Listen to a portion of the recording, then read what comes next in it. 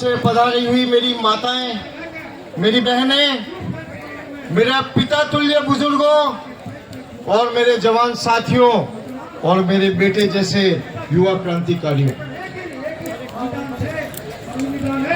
बहुत खुशी का अवसर नहीं है ये, क्योंकि हम समझते हैं कि हम पीड़ित हैं, पीड़ाओं में हैं। जिस तरह से हमने हमारा पेट काट काट के पैसा जमा कराया, हमने सपने देखे अपने बच्चों के लिए, अपने घर परिवार के लिए, बूढ़े माँ बाप के लिए, हमारी बीमारी के समय काम आए उस पैसे के लिए हमने बचत की। और दुर्भाग्य है कि आज वो पैसा हमें नहीं मिल रहा है। कहते हैं कि इस देश में कानून का शासन है। मैं पूछना चाहता हूं आपसे कि कहीं नजर आ रहा है देश में कानून का शासन? नहीं। हमने वोट दिए, भर भर के नोट तो दिए ही हैं, लेकिन वोट भी दिए कि नहीं दिए? तो वोट लेने के लिए इनने जो नारे दिए, जो वादे किए, वो पूरे किए क्या? नहीं किए। तो कहीं न कहीं हमारे साथ धोखा हुआ या नहीं हुआ? कितनी बार हुआ है? कितनी बार वोट दिए? 7 साल से, 10 साल से कितनी बार वोट दिए? 10 बार, 50 बार वोट दिए। जब 50 बार में न्याय नहीं मिला तो क्या एक बार में ये सुधर जाएंगे? नहीं। सुधर जाएंगे क्या? नहीं। तो क्या करें? इन्हीं को वोट दें वापिस? नहीं। तो क्या करेंगे? अब हमारी सबसे बड़ी ताकत क्या है, हमें पता है क्या? क्या है? तो क्या हमें वोट देना आया क्या अभी तक? नहीं। तो कैसे लेंगे नोट? वोट की चोट से लेंगे नोट। बोलो साहब, वोट की चोट से लेंगे नोट। और हमने हमारे भारत के यशस्वी प्रधानमंत्री को 3 बार सत्ता दी है। कितनी बार? 3 बार। कितनी बार? 3 बार।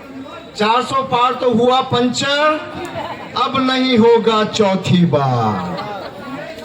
अब नहीं होगा चौथी बार। सुन लो भाजपा वालों मेरी ललकार।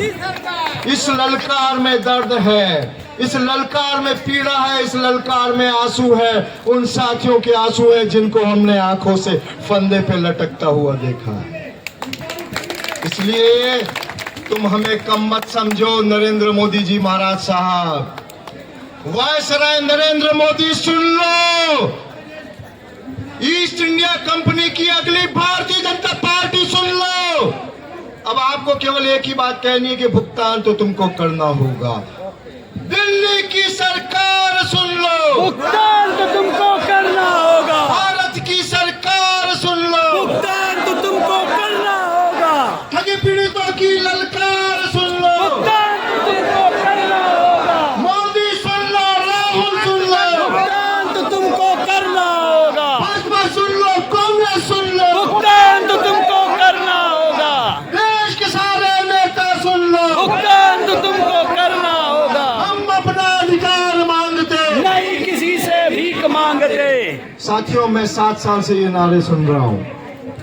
7 साल हो गए नारे सुनते सुनते। क्या नारे लगाने से पैसा मिल गया? नहीं। क्या दिल्ली आने से पैसा मिल गया? नहीं।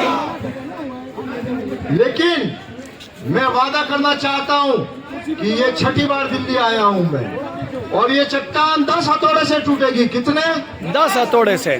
6 बार आ चुके हैं और हमने पहले दिन से आज दिन तक आपकी ताकत को बढ़ाया है साथियों, आपकी ताकत को बढ़ाया है। निराश ना हो। कई सारे साथी हमारे टूट के चले गए। वो सोचते थे कि 10 बार हथौड़ा मारने का टाइम किसके पास है, हमको तो पहला हथौड़ा मारते ही भुगतान चाहिए। तो मैं सबसे पहले अपील उनसे करना चाहता हूं जो आज हमारे साथी नहीं है, हमसे टूट टूट कर गए हैं। छोटी छोटी बातों पे उन्हें अहंकार पैदा कर लिया है। मुझे मंच नहीं मिला, मुझे माइक नहीं मिला, मेरी बात नहीं मानी, ये छोटी मोटी बातें हैं दोस्तों। इसलिए अब हमें, जब तक हम एक मुट्ठी नहीं होंगे तब तक भुगतान मिलेगा क्या? नहीं। इसलिए मैं आज एक घोषणा करना चाह रहा हूं कि आज के बाद, एक तो आप सभी अपने इतिहास में डायरी लिखते हो नहीं लिखते हो, तो आज की तारीख में लिखना 25 नवंबर 2024। क्या लिखेंगे?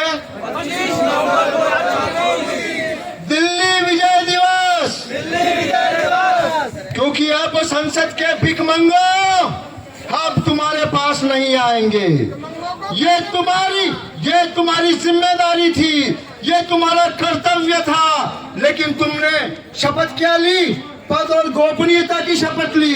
ये गोपनीयता थी उन ठगों बेईमानों पे कपड़े ढांकने की। तुम जानते हो कि किस किस ने ठगा है मेरे देश के लोगों को। तुम उसमें कपड़ा ढांक रहे हो, तुम उनमें कपड़ा ढांक रहे हो, उनके नाम छुपा रहे हो, तुम प्रशासन को उनके खिलाफ कार्रवाई करने से बचा रहे हो, तो तुम भी किसी ठग से कम नहीं हो।